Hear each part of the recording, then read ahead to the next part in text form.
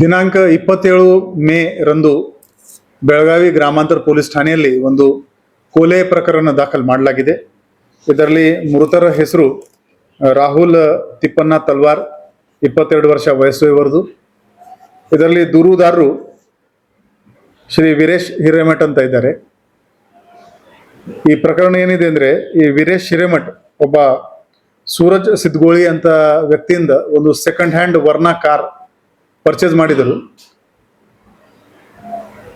ಆದರೆ ಅವರಿಗೆ ಆ ಕಾರ್ ಇಷ್ಟ ಆಗಿರಲಿಲ್ಲ. ಸ್ವಲ್ಪ ಟೈಮ್ ಹೋದ್ಮೇಲೆ ಅವರು ಬೇಡ, ನಿಮ್ಮ ಕಾರ್ ಬೇಡ ಅಂತ ಇವರು ಕಾರ್ ವಾಪಸ್ ಕೊಟ್ಟಿದ್ದಾರೆ ಮತ್ತು ಉಳಿದಿದ್ದ ಹಣ ವಾಪಸ್ ಕೇಳೋಕೆ ಶುರು ಮಾಡಿದ್ದಾರೆ. ಆ ಉಳಿದಿದ್ದ ಹಣ ಕೇಳುವ ವಿಚಾರದಲ್ಲಿ ಸೂರಜ್ ಮತ್ತು ವೀರೇಶ್ನಲ್ಲಿ ಒಂದೆರಡು ಸಲ ಮಾತುಕತೆ ಕೂಡ ಆಗಿದೆ.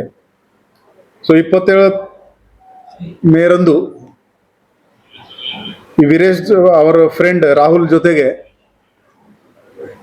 ರಾಮೇಶ್ವರ್ ನಗರ್ನಲ್ಲಿ ಕಾಜು ಬಾಗ್ ಇದೆ, ಅಲ್ಲಿ ಇವರು ಮತ್ತು ಈ ಸೂರಜ್ ಸಿದ್ಗೋಳಿ ಮತ್ತು ಅವನ ಫ್ರೆಂಡ್ಸ್ ಅಲ್ಲಿ ಹೋಗಿದ್ದಾರೆ. ಈ ವಿಚಾರದಲ್ಲಿ ಮಾತುಕತೆ ಆಗಿದೆ, ಜಗಳ ಆಗಿದೆ ಮತ್ತು FIR ಪ್ರಕಾರ 9 ಮಂದಿದು ಹೆಸರು ಅವರು ಕೊಟ್ಟಿದ್ದಾರೆ ಮತ್ತು ಇನ್ನೂ 4-5 ಜನ ಅವ್ರ ಜೊತೆಗೆ ಇದ್ರು ಅಂತ ಈ ವೀರೇಶ್ ಹಿರೇಮಠ್ ದೂರು ನೀಡಿದ್ದಾರೆ. ಅವರು ಮಾರಕಾಸ್ತ್ರದಿಂದ ಅವರ ತಲೆಗೆ ಮತ್ತು ಕೈಗೆ ಪೇಟ್ ಮಾಡಿದ್ದಾರೆ ಈ ರಾಹುಲ್ ತಿಪ್ಪಣ್ಣ ತಲ್ವಾರ್ ಅವರಿಗೆ. ಅದರಿಂದ ಅವರು ತೀರ್ ಹೋಗಿದ್ದಾರೆ. ಸೇಮ್ ಡೇ FIR ದಾಖಲು ಮಾಡಲಾಗಿತ್ತು. FIR ಮಾಡೋದು 24 ಗಂಟೆ ಒಳಗಡೆ ಈ ಪ್ರಕರಣದ 5 ಆರೋಪಿಯನ್ನು ದಸ್ತಗಿರಿ ಮಾಡಲು ನಮ್ಮ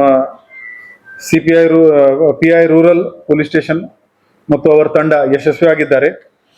ಈ ಪ್ರಕರಣದಲ್ಲಿ ಸೂರಜ್ ರಾಮು ಸಿದ್ಗೋಳಿ, ಯೋಗೇಶ್ ಬಾಬು ದೊಡ್ಮನಿ, ಮಂಜುನಾಥ್ ಸುರೇಶ್ ಮಳ್ಕೂರ್ ಮತ್ತು ದೇವಪ್ಪ ತಳವಾರ್, ಈ 4 ಆರೋಪಿ ಅಡಲ್ಟ್ಸ್ ಇದ್ದಾರೆ.